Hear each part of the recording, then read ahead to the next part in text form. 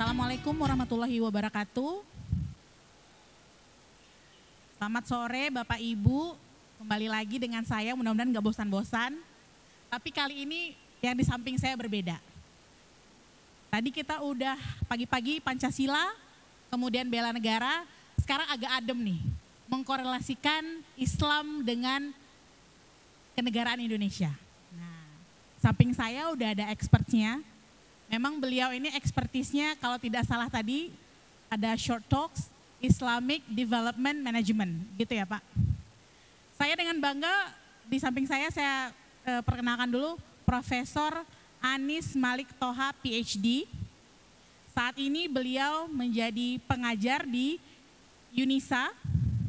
Sebelumnya periode 2014-2018 beliau adalah rektor di Universitas Islam Sultan Agung Jawa Tengah, Semarang. Beliau akan memaparkan apa sih identitas keagamaan dan keindonesiaan itu kepada kita semua. Saya yakin ini akan menjadi sesi yang paling menarik. So, Bapak Ibu, saya persilahkan kepada Profesor Anis mengambil tempat. Silakan Pak. Terima kasih.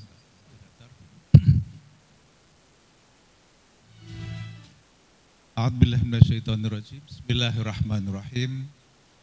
Alhamdulillahilladzi hadana lihada wa ma kunna linahtadiya laula an hadanallah. Asyhadu an la ilaha illallah wa asyhadu anna Muhammadan abduhu wa rasuluh. Allahumma salli wa sallim ala habibina wa syafi'ina wa qurrati a'yunina sayyidina Muhammad wa ala alihi wa ashabihi ajma'in. Amma ba'd, yang sama-sama kita muliakan Bapak Dodi Adhan di Kedutaan Republik Indonesia Bandar Sri Begawan, yang juga sama-sama kita muliakan Bapak Presiden Permai dan seluruh jajarannya, dan seluruh pegawai di Kedutaan Republik Indonesia di Bandar Sri Begawan, hadirin hadirat Bapak dan Ibu sekalian, saudara-saudara, adik-adik, Assalamualaikum warahmatullahi ta'ala wabarakatuh. Masih bisa semangat gak ini? Kalau kebangsaan harus semangat. Jangan pernah lelah mencintai Indonesia.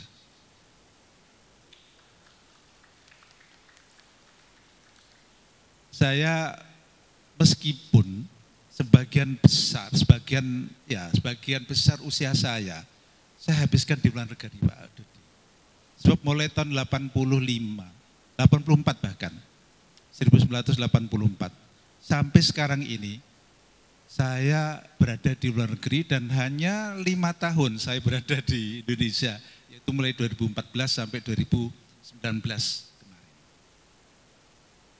Jadi saya memang lebih banyak usaha saya habiskan di luar negeri, tapi insya Allah merah putih saya tidak diragukan lagi.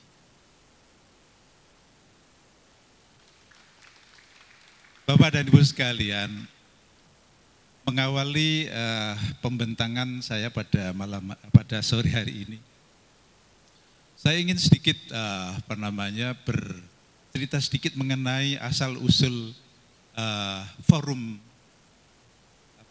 kebangsaan yang kita adakan pada sore hari ini atau hari ini. Ini adalah sebetulnya yang menjadi satu kegamangan kami ya. Dan saya sering kalau cerita ya siapa lagi kalau bukan pendamping saya, istri saya yang selalu saya ajak bersimbang-simbang mengenai ini.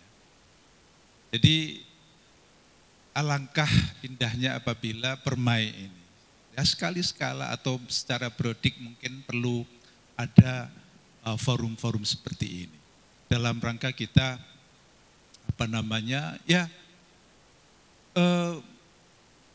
menintrospeksi kita sebagai warga negara, sebagai bangsa. Sebab yang saya amati semenjak saya menjadi pelajar atau mahasiswa tahun 1985 hingga saya sampai sekarang ini, saya mengalami ups and down. Dan lebih banyak saya itu merasa bahwa kadang-kadang seperti Mas Dindin tadi cerita, banyak yang kemudian ingin pindah kewarganegaraan. Tapi pindah kewarganegaraan pertama bukan masalah mudah. Di samping itu juga bukan penyelesaian. Ya. Jadi melihat berbagai fakta dan perkembangan di negara kita, yang kita ini selalu menjadi warga negara itu kadang-kadang memang agak malu kita menjadi warga negara Indonesia itu. Karena apa? Citra bangsa Indonesia di luar itu lebih banyak negatifnya daripada positif. Dan ini adalah memang berangkat dari situasi dan kondisi negara kita yang sampai sekarang memang belum mampu untuk mengangkat harkat bangsa ini. Menjadi pekerja migran sebetulnya tidak masalah. Karena mana-mana negara yang maju pun punya banyak pekerja migrannya. Ya. Tapi persoalannya adalah pekerja yang layak, yang perlu kita perjuangkan itu. Pernah suatu ketika waktu saya menjadi rektor di Unisula, kami banyak berkolaborasi dengan Kementerian Sosial, yaitu dengan Ibu Khofifah pada waktu itu, yang beberapa kali kami undang ke kampus, dan sempat saling tukar pandangan, di mana persoalan kita ini adalah karena persoalan kita tidak mampu menyediakan lapangan kerja yang layak untuk bangsa sendiri di dalam negeri. Ini memang persoalan diakui atau tidak perlu pengakuan, itu fakta. Sehingga pekerjaan kasar ke luar negeri ini yang menjadi terus terang merusak nama Indonesia sebetulnya. Saya pun sebetulnya meskipun terhormat sebagai dosen, sebagai pensyarah, tapi kalau di Indonesia misalnya ada lapangan kerja untuk saya yang layak, saya pilih di Indonesia. Kami ini terpaksa sebetulnya. Jadi inilah kebangsaan kita mulai terusik jika kita kemudian berpikir mengenai ini. Karena warga negara kita di negara lain tidak dihargai sebagai manusia. Ini yang terus terang kebanyakan seperti itu. Kalau di Saudi apalagi Abu Khamsin katanya. Abu Khamsin. Abu Khamsin itu 50-an rial itu loh harganya.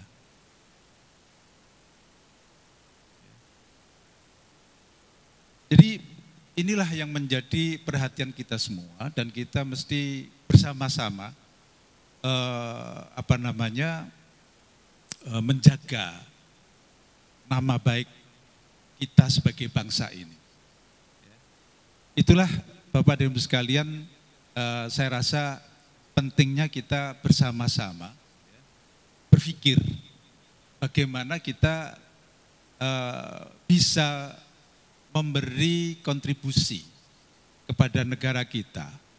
Saya setuju dengan Pak Dodi yang sampaikan tadi, ya kita memang perlu kita berpartisipasi dalam hal ini. Dan salah satunya memang partisipasi kita ya dengan saling kita mengingatkan, ya saling kita mencerdaskan mengenai hak-hak kita sebagai bangsa dan kewajiban kita sebagai warga negara. Jadi itu Bapak dan Ibu sekalian latar belakang forum kebangsaan ini yang saya rasa dari waktu ke waktu perlu kita adakan. Kemudian saya ingin dalam pembentangan ini saya ingin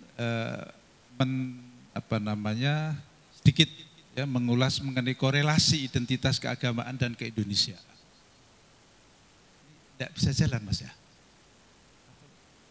Sudah. Jadi dalam korelasi kebangsaan, keagamaan dan keindonesiaan ini saya perlu untuk kita bersama-sama renungkan karena sampai sekarang hubungan antara agama dan bangsa ini atau keagamaan dan kebangsaan ini masih belum selesai ternyata. Terbukti setiap kali itu terus diangkat. Padahal kalau kita merujuk kepada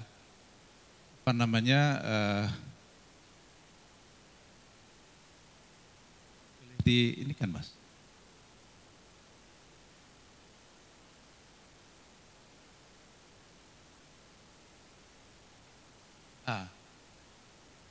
Oke.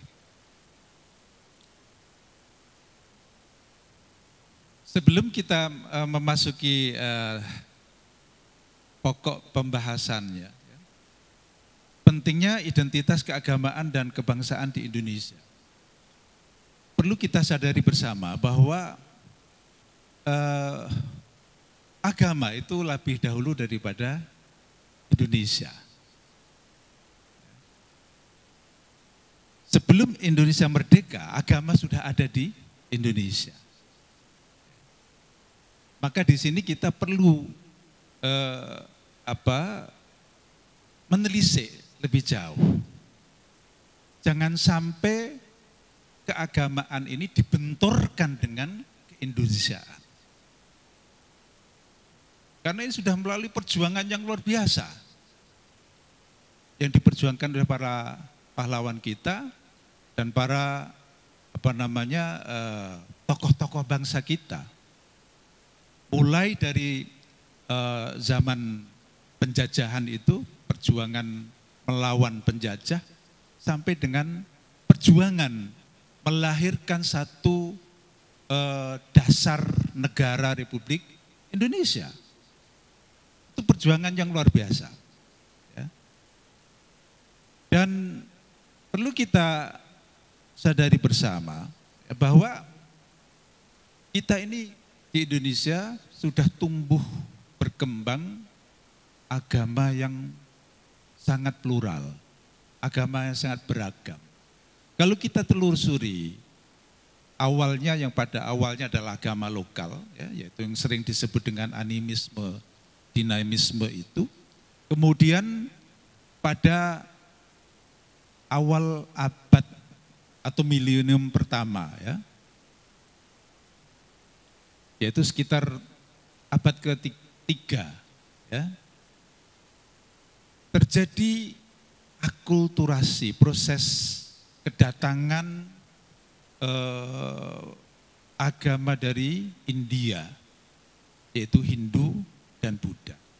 Dan Hindu Buddha itulah yang kemudian juga mewarnai masyarakat dan budaya di ranah Nusantara ini. Kita kalau mempelajari sejarah, kita dapatkan misalnya kerajaan Kutai Mulawarman, itu adalah kerajaan Hindu besar waktu itu yang memang di Kalimantan ini. Ya.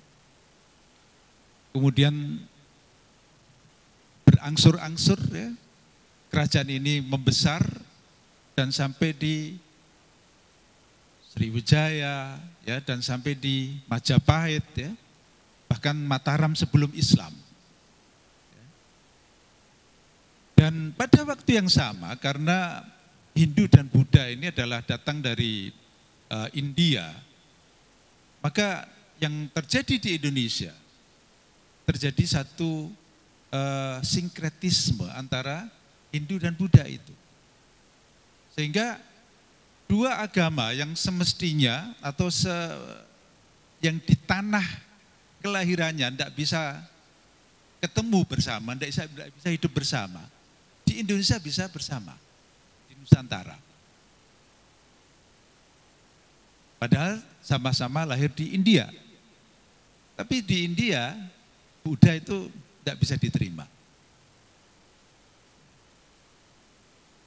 Di Indonesia bisa menyatu, yaitu kerajaan Hindu-Buddha, hingga kemudian pada abad-abad pertama dakwah Islamiyah itu, kemudian dakwah ini pun sampai di ranah Nusantara ini. Dan kemudian perkembangannya lebih pesat daripada yang sebelumnya. Kita akui bahwa terjadi satu akulturasi yang luar biasa, yang hampir sempurna ya, atau nyaris sempurna Hindu-Buddha itu. Tapi ketika Islam itu masuk dan tersebar di ranah Nusantara ini, Islam itu mengubah semuanya. Dan lebih cepat, karena dengan penyebaran ajaran Islam yang memang egaliter, yang humanis, yang menghargai setiap insan, setiap individu, itu lebih diterima oleh warga dan masyarakat di rantau Nusantara ini. Tetapi tidak lama kemudian datang penjajah Barat, penjajah dari Eropa, silih berganti, dan penjajah ini membawa juga agama dan tradisinya, yang mana agama yang memang diajarkan atau banyak dianut oleh masyarakat Eropa pada waktu itu adalah Katolik atau Protestan atau Kristen. Maka dengan berkelindan ya kekuatan militer penjajahan itu, agama Kristen pun kemudian masuk ke ranah Nusantara. Tetapi kalau kita amati ya, dari kajian-kajian etnografi, kajian-kajian budaya, pengaruh Kristen di Indonesia tidak bisa menghapus budaya dan tradisi Islam yang lebih kuat. Dan ini perlu kita akui adalah kelihayan dan wisdom yang luar biasa oleh para pendakwah-pendakwah yang ada di Indonesia, di Kepulauan Nusantara pada waktu itu, dan khususnya adalah dari Jawa yang dikenal dengan Wali Songo. Karena Wali Songo mampu untuk menyerap budaya setempat untuk diislamisasikan. Karena memang ajaran Islam itu bisa diterapkan di segala tempat dan di segala zaman. Jadi mudah untuk mengakomodasi budaya-budaya dan tradisi yang berkembang dan timbul dan berkembang dari lokal setempat itu. Itu yang terjadi, dan kemudian Konghucu pun juga pada masa penjajahan itu ikut masuk. Dan ini memang menjadi bagian dari strategi penjajah ya, untuk menguasai lebih lama itu dengan mendatangkan etnis-etnis dari luar. Maka kemudian bangsa Cina yang kemudian juga berada di Indonesia itu juga berkembang dan mendapatkan tempat yang oleh Belanda diberi tempat yang luar biasa tinggi, karena oleh Belanda Cina ini dianggap lebih tinggi daripada Finlander. Belanda adalah yang kelas pertama, Cina adalah kelas kedua, dan pribumi adalah kelas 3, yang paling rendah. Jadi di sini Bapak dan Ibu sekalian, saudara, perlu kita pahami bersama bahwa kemudian agama-agama ini membaur di Indonesia. Yang semestinya dengan persebaran yang begitu sistematis, ya, Katolik dan Kristen ini bisa lebih cepat sebetulnya. Tapi karena bangsa Indonesia yang sudah lebih awal menerima Islam sebagai falsafah hidupnya, ya, tidak mudah bagi agama lain untuk bisa mengubahnya atau mempengaruhinya. Maka alhamdulillah sampai saat ini pun mayoritas Indonesia ini masih beragama Islam. Ini lagi-lagi perlu kita berikan apresiasi yang sebesar-besarnya, ya, kepada wisdom para pendakwah-pendakwah terdahulu.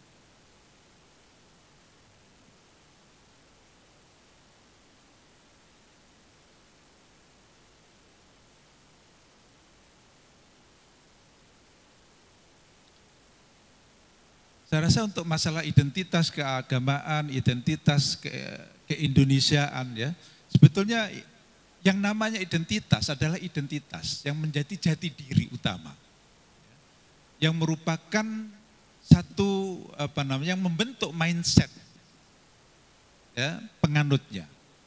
Itulah identitas agama. Dan kemudian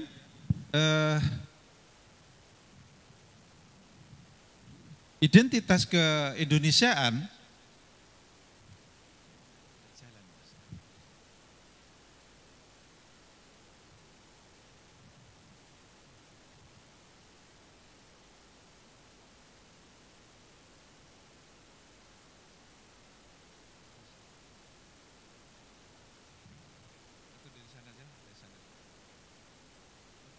yang slide yang selanjutnya, identitas keindonesiaan juga sebetulnya lebih kurang sama, ya, karena identitas ini memberi jati diri kepada bangsa Indonesia, alam bawah sadar masing-masing kita sebagai bangsa. Inilah yang kemudian kita bisa memahami apa yang terjadi ketika slide yang berikutnya, Mas. Langsung yang berikutnya. Ya. Jadi langsung saja, nanti waktunya sudah habis. terus saja. Ini. Kembali yang sebelumnya. Sejarah dan konteks sosial itu. Jadi kesadaran beragama ini, khususnya Islam, ya, telah membawa atau memainkan peran yang luar biasa di dalam membentuk kesadaran bangsa, kesadaran warga negara atau warga masyarakat yang ada di Asia Tenggara ini. Ini sebelum kemerdekaan.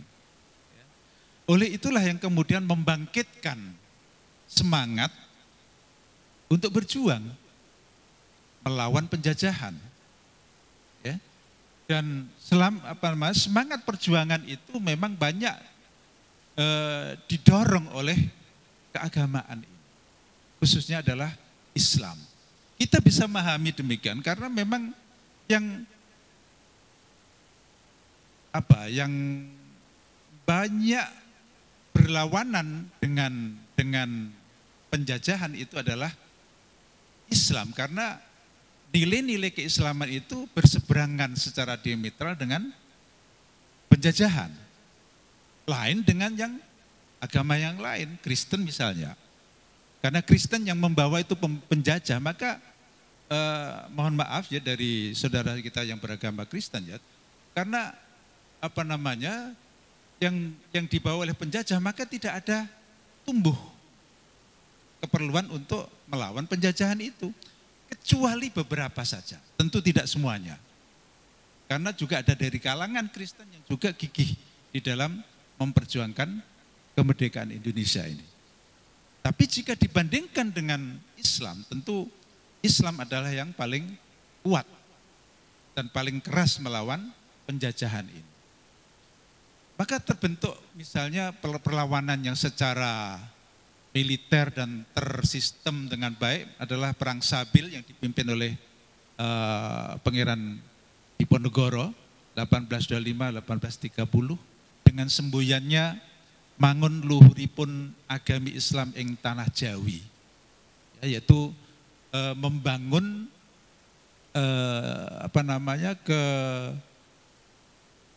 keluhuran ya agama Islam di tanah Jawa.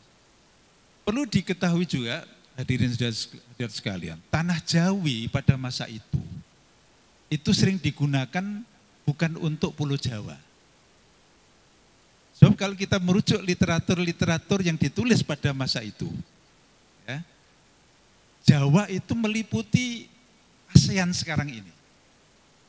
Itu dikategorikan Jawa. Dari mana kita bisa mendapatkan itu? Kita bisa membaca misalnya buku yang ditulis oleh Hurkronya, Christian Snow Hurkronya, Makkah in the later part of 19th century. Karya etnografis yang ditulis oleh Hurkronya ini, dia merujuk bangsa-bangsa yang ada di Makkah pada waktu itu, ya, yang datang dari ranah Asia Tenggara ini, itu disebut dengan The Jawa. Ini adalah bukti konkret bahwa nama Jawa itu lebih besar sebetulnya daripada Pulau Jawa. Maka seperti Syekh Abdus Somad Al-Falimbani, hatta Syekh Dawud Al-Fatani yang dari Patani dari Thailand, kemudian yang dari Sambas, dan yang lain-lain yang ada di Makkah pada waktu itu dikenal dengan ulama Jawa. Dan tulisannya, maka di sini dikenal tulisan Arab yang pegon itu, di Jawa disebut Arab pegon. Di sini disebut tulisan Jawi. Jadi urutannya ketemu di situ. Jadi tradisi dan budaya Jawa sebetulnya itu sudah luar biasa pada waktu itu. Lebih besar daripada pulaunya, melampaui batas-batas pulau. Maka jika Pangeran Diponegoro ini menyebut ya mangun luhuripun agami Islam ing tanah Jawi, yang dimaksudkan bukan hanya Jawa sebetulnya. Dan beliau adalah dari kerajaan, ya, anak Hamengkubuwono III, Pangeran Hamengkubuwono III, memimpin perang, ya, yang boleh kita atau ada sementara pengkaji yang mengatakan bahwa Diponegoro adalah yang boleh dikatakan sebagai penendang bola kebangkitan nasional pertama. Karena cita-cita Diponegoro ini yang kemudian dilanjutkan oleh tokoh-tokoh yang setelahnya. Next slide, Mas.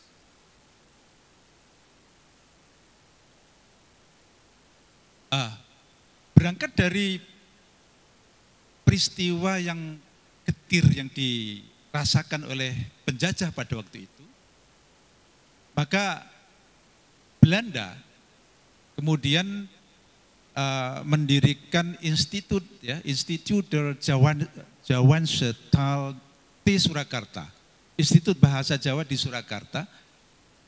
Meskipun institut ini adalah bahasa Jawa, ya, untuk mengkaji bahasa Jawa, tapi sebenarnya di dalamnya adalah untuk menyusun strategi bagaimana melumpuhkan Islam. Yaitu bagaimana memisahkan identitas keislaman dan identitas kejawaan atau kebangsaan. Ini yang kemudian banyak berkembang, ya, dan kemudian dikembangkan, dan karena juga di samping para peneliti dari Belanda, ilmuwan-ilmuwan lokal dari Jawa pun banyak yang juga kemudian masuk di situ.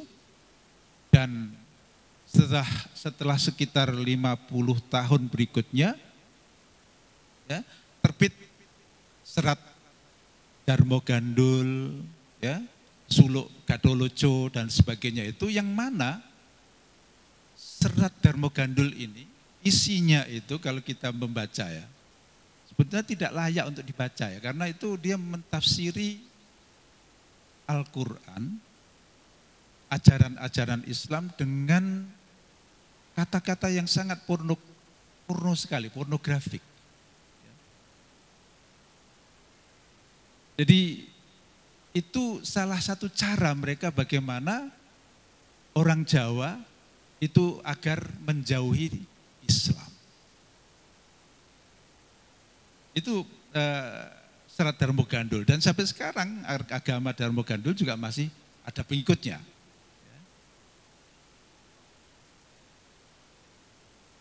Nah, itulah Bapak dan Ibu sekalian, dengan berjalannya waktu, ya, kemudian tokoh-tokoh Islam itu satu persatu, ya, bangkit. Di antaranya Haji Umar Said Cokro Aminoto, beliau juga dari bangsawan juga, dari kaum priayi, yang kemudian menimba ilmu di Makkah, bersama-sama juga sekurun dengan Hadratus Syekh Hashim Asy'ari, dengan juga Kiai Ahmad Dahlan, ya, Kiai Darwis dari dari Yogyakarta, ya, yang mendirikan Syarikat Muhammadiyah, bersama-sama di Makkah belajar kepada seorang alim, Syekh Ahmad Khatib Al-Minangkabawi dari Minangkabau, ya, yang kemudian meskipun tidak fasih berbahasa Arab, tapi kemudian Haji Umar Said Cokro Aminoto ini mampu menyerap ajaran-ajaran itu melalui penerjemah.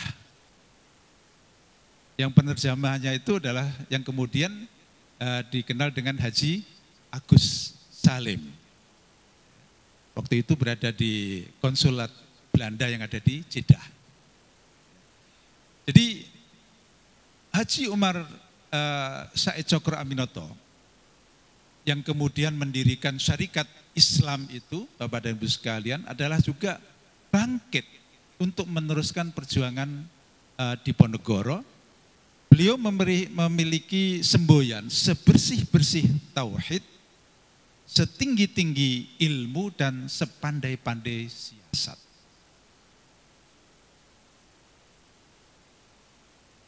Berkat sentuhan tangan dingin Haji Umar Said Cokro Aminoto, tokoh-tokoh bangsa juga bermunculan.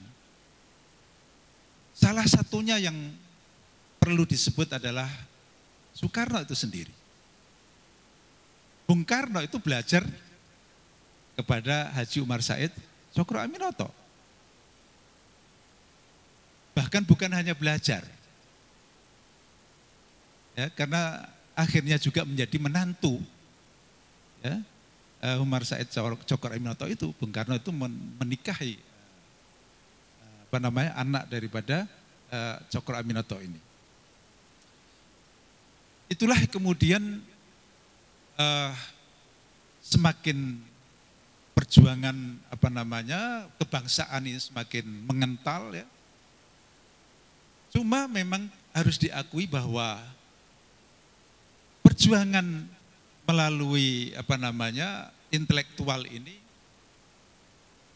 mengalami polarisasi, yaitu nasionalis Muslim dan nasionalis sekuler. Dan ini terus bergulir sampai pada tahun pada dekade 30-an dari abad ke-20. Kelihatan sekali bagaimana perdebatan sengit di antara dua kubu ini berjalan begitu sengitnya. Dan makalah-makalah yang diterbitkan pada waktu itu ya, di jurnal-jurnal, di majalah-majalah yang terkenal pada waktu itu diantaranya adalah Ar-Royah, ya, Al-Lisan dan sebagainya, merekam semua perdebatan itu, dan diantaranya juga yang diterbitkan oleh salah satu pelakunya sendiri yaitu Pak M. Nasir di bukunya Capita Selecta.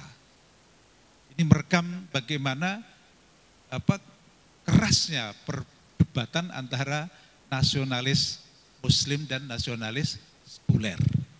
Nah, inilah kemudian yang sampai menjelang kemerdekaan Indonesia ketika penjajah Jepang ya sampai ke Indonesia dan kemudian merestui untuk dibentuknya BPUPKI ya, pada tahun 1945 itu,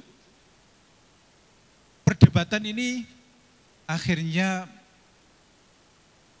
bisa menemukan titik temu, ya, tidak deadlock, karena juga kebijakan para tokoh-tokoh Islam pada waktu itu.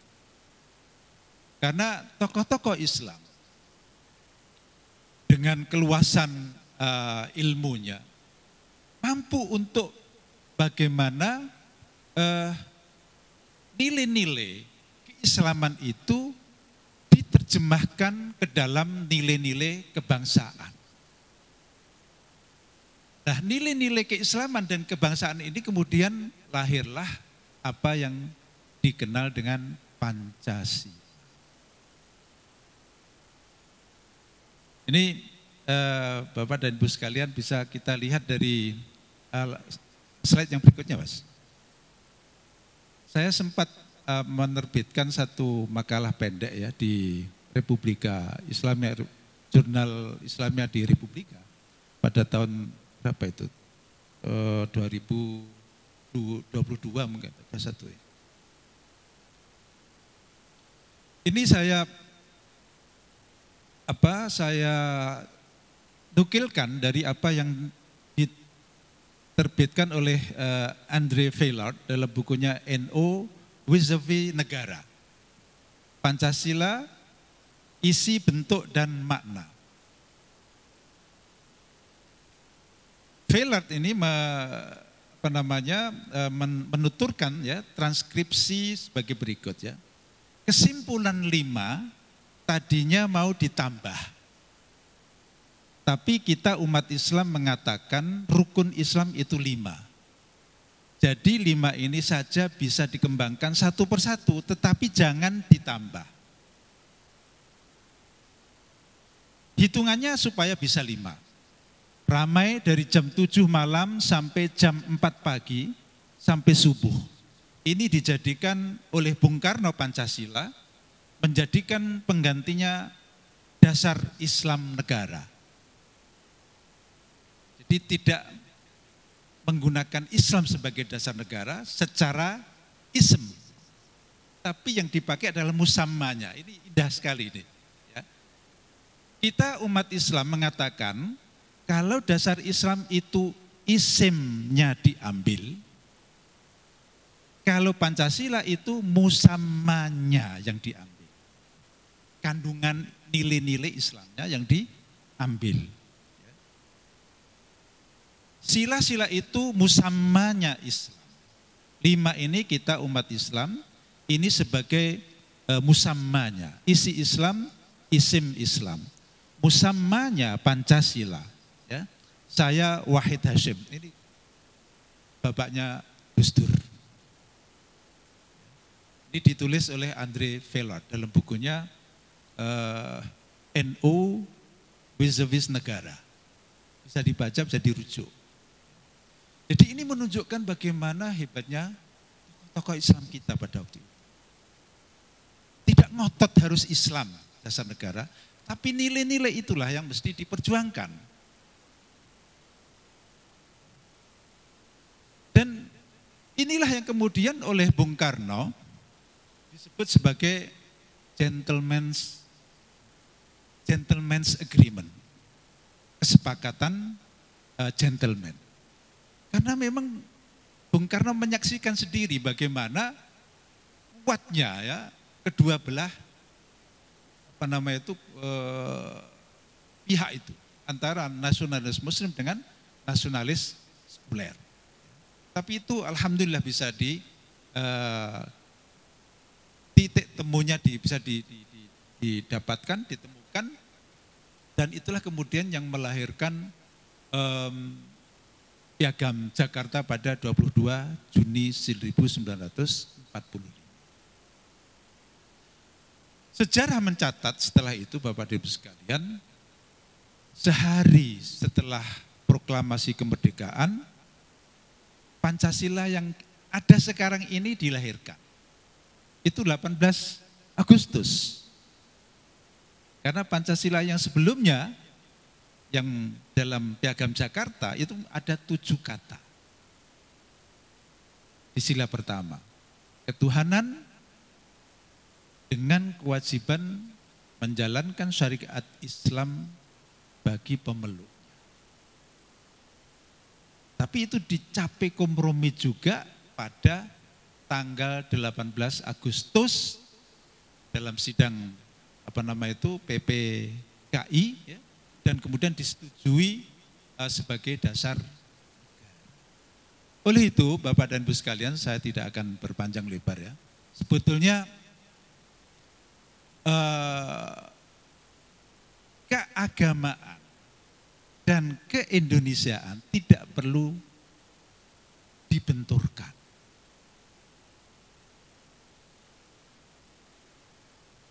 Apabila kita paham dengan sejarah ini, saya yakin kita tidak ada masalah. Tapi jika kemudian pihak-pihak tertentu yang sengaja mengangkat-angkat lagi, ini yang menyebabkan koyak lagi kesatuan yang selama ini dibina. Yang akhirnya memang sampai sekarang kita belum mencapai satu berbangsa dan bernegara yang stable, karena terus persoalan-persoalan ini terus dikipas-kipasi terus. Akhirnya kesejahteraan bangsa ini terabaikan. Masyarakatnya terlunta-lunta kemana-mana. Jadi seperti ini Bapak dan Ibu sekalian, mari kita fahami bersama dan kita saling mengingatkan antara yang satu dengan yang lain. Bagaimanapun ini adalah memang kewajiban kita bersama sebagai warga negara, sebagai bangsa Indonesia. Maka saya juga ingin menutup dan mengakhiri pembentangan ini dengan kalimat yang sama, yaitu mari kita cintai Indonesia ini dan jangan pernah lelah mencintai Indonesia. Demikian, wabillahi taufiq. Assalamualaikum warahmatullahi wabarakatuh. Baik, terima kasih Profesor Anies. Ini mencerahkan ya, karena banyak sekali isu-isu di luar sana tuh yang membenturkan antara salah satu agama dengan keindonesiaan kita. Yang harus kita pahami bahwa sebenarnya nilai-nilai atau value dari agama itu sebenarnya sudah ada di Indonesia ya Prof. Oke, terima kasih Prof. Sekali lagi saya kasih aplaus dong buat Prof kita. Baik Bapak Ibu, ada sesi pertanyaan lagi. Saya buka 2 pertanyaan saja mengingat waktu sudah semakin sore. Ya, 2 pertanyaan saja. Dari sebelah kiri mungkin ada atau sebelah kanan. Silakan raise hand. Ya, Bapak, silakan sebutkan nama ya Pak. Yang pertanyaan selanjutnya siap-siap ya Bapak Ibu. Ya, Assalamualaikum warahmatullahi wabarakatuh. Nah, saya Nabil dari Permai. Prof Anis, kita bisa ngambil kesimpulan ya dari Prof bahwa esensinya Indonesia itu Islam. Nilai Islam itu mengakar. Kalau kita lihat lagi perjuangan para ulama sejak lama berdakwah dari Diponegoro perjuangkan sampai perjuangan kemerdekaan itu boleh dikatakan lebih dari 90% mereka itu adalah para ulama yang berjuang keras.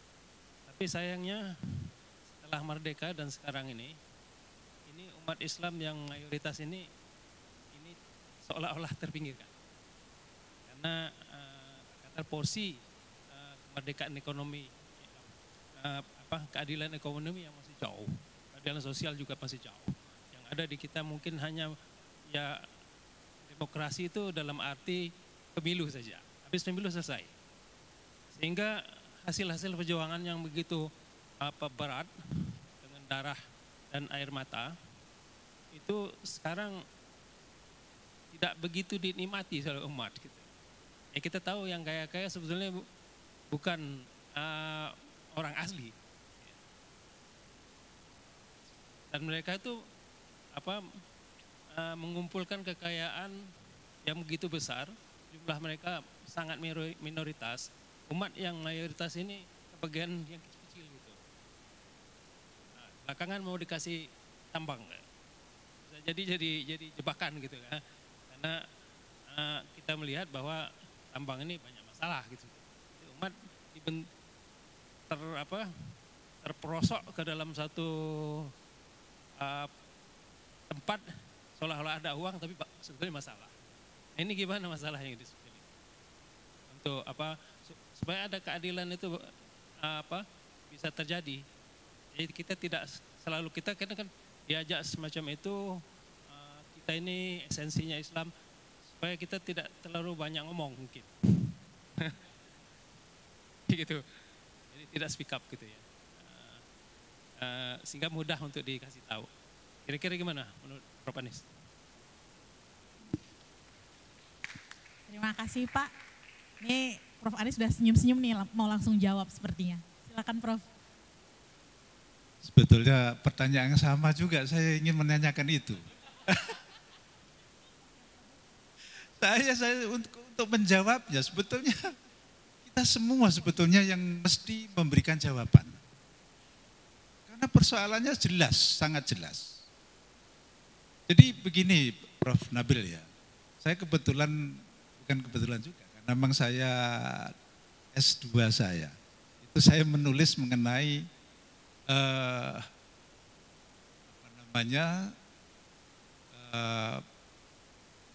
proses ataupun wacana pembaharuan Orde Baru yang dahulu sering digaung-gaungkan pada zaman Orde Baru. Sebetulnya yang sampai sekarang ini tidak bisa kita lepas dari Orde Baru, Pak. Itu Pak Harto. With all due respect, itu Pak Harto. Ya kita hargai karena beliau memang juga pemimpin bangsa. Tapi beliaulah yang memang pertama kali menggandeng kalangan etnis minoritas ya, yang diberi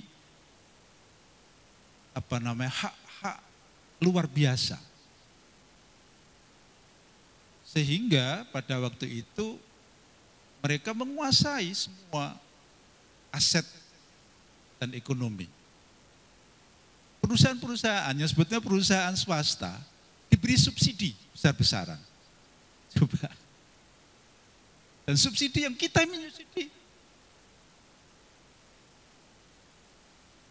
PT Bogasari itu waktu itu satu-satunya ya baru ya. Sekarang kan udah banyak. Yang menguasai mulai dari hulu sampai hilir. Itu banyak disubsidi oleh negara. Kemudian banyak lagi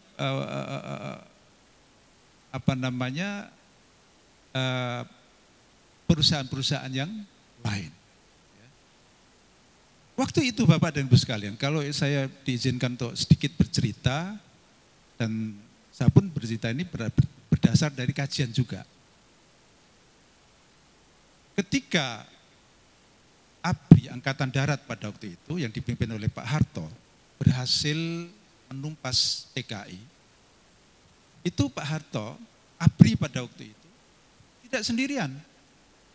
Kalangan Islam yang banyak menyumbangkan. HMI, ya, PMI, dan pelajar-pelajar Islam, NU, Muhammadiyah dan semuanya. Tapi begitu selesai, dari kalangan Islam pada waktu itu seperti Pak Nasir ya, karena merasa bersama-sama menumpas gerakan PKI itu, maka kemudian merasa bahwa seakan-akan Pak Harto itu memberikan semacam lampu hijau kepada kalangan Islam pada waktu itu. Tapi ketika diminta untuk menggandeng kalangan Islam, lagi-lagi kemudian Pak Harto tidak ada jawaban yang yang menyenangkan ya. Tapi kemudian bahkan yang digandeng adalah dari kalangan etnis yang minoritas itu, sehingga memang kemudian ya kue ekonomi yang atas nama ideologi pembangunan itu banyak dinikmati oleh mereka, yang kemudian menjadi, kalau dahulu generasi saya rasa pernah mendengar istilah konglomerat waktu itu ya.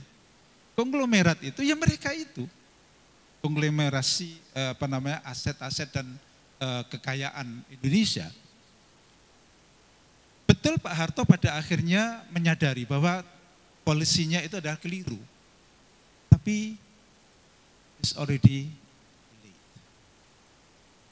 Karena mereka sudah menjadi konglomerat, menguasai segala-galanya, maka ketika Pak Harto mencoba untuk mengerem dan mengundang para Taipan itu di Tapos pada waktu itu, 2 kali kalau tidak salah. Diminta oleh Pak Harto untuk menyisakan 2,5% untuk dibagi-bagi kepada UMKM. Mereka say no. Bahkan itulah yang kemudian menyebabkan lengsernya Pak Harto pada tahun 98, karena digeril oleh mereka. Kekayaan mereka kemudian diparkir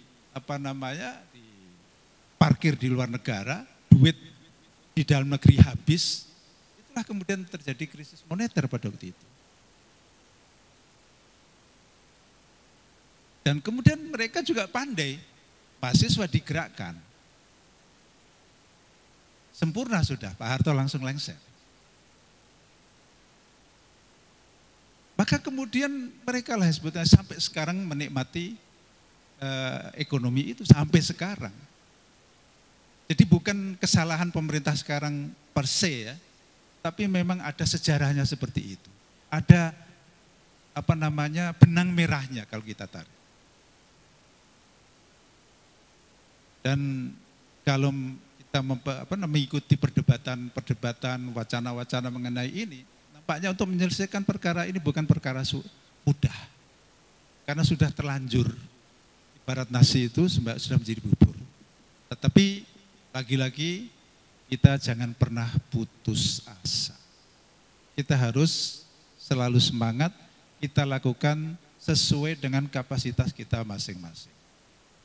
Insya Allah kalau kita memang sungguh-sungguh, satu ketika insya Allah Indonesia itu akan betul-betul menjadi seperti yang diimpi-impikan oleh para pendiri bangsa sebagai negara yang baldatun thayyibatun wa rabbun ghafur.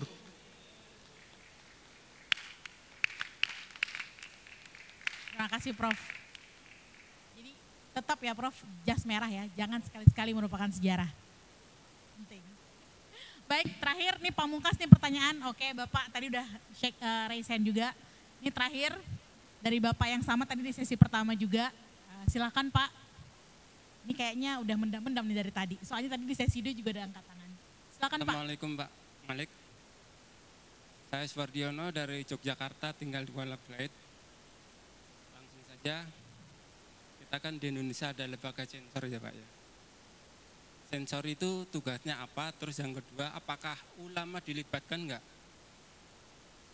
Penjelasannya gini, jadi kita itu di Indonesia ini kan dipengaruhi oleh media online maupun media cetak. Saya yakin 90% Indonesia itu anak mudanya, mungkin orang-orang tua juga pun terpengaruhi. Orang-orang tua mungkin melihat sinetron. Kalau anak muda mungkin juga tayangan-tayangan yang kira-kira tidak mendidik. Kayak sinetron yang mungkin anak-anak melihatlah bagaimana ditampilkannya anak-anak saling baku hantam, lempar apa gitu kan. Banyak yang ditiru. Mungkin 100% ditiru. Pertanyaannya tadi lembaga sensor itu tugasnya apa? Terus apakah ulama itu dilibatkan enggak? Itu saja Pak. Assalamualaikum warahmatullahi wabarakatuh. Terima kasih Pak. Jadi ada 2 nih Prof.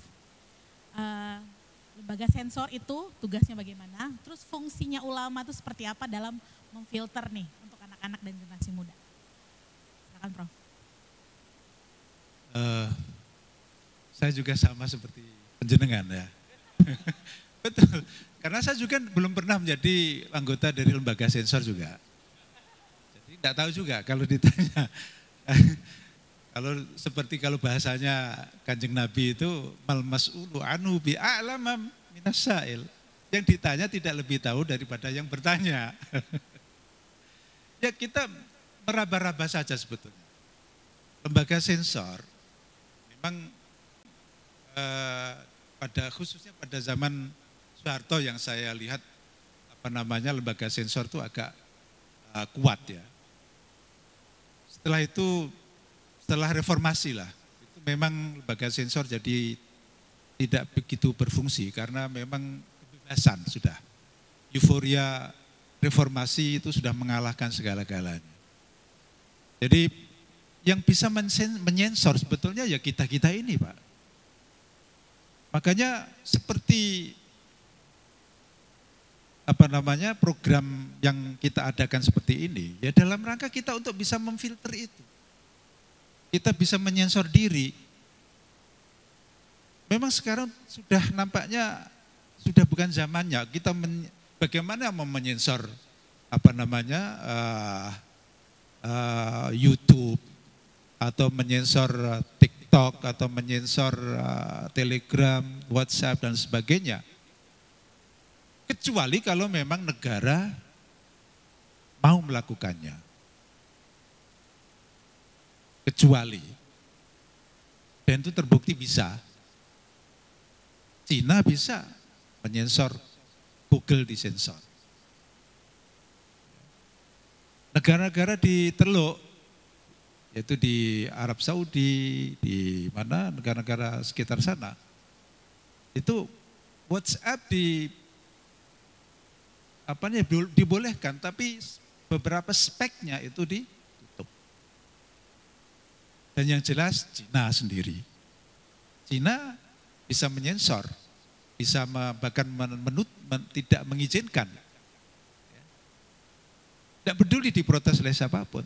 Tapi memang Cina juga, kalau dalam bahasa Jawa sembodo, bisa memberikan alternatifnya. Lah kalau kita menyensor, alternatifnya apa? Kita mau melarang WhatsApp misalnya, kita mau melarang YouTube misalnya, kita belum punya alternatifnya.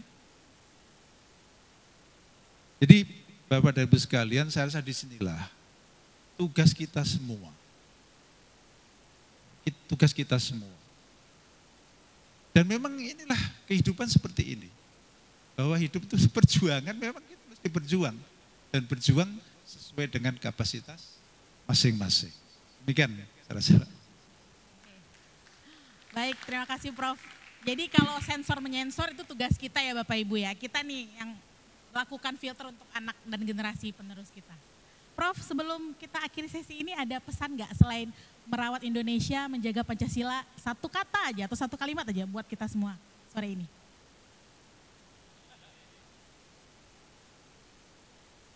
Simpulan.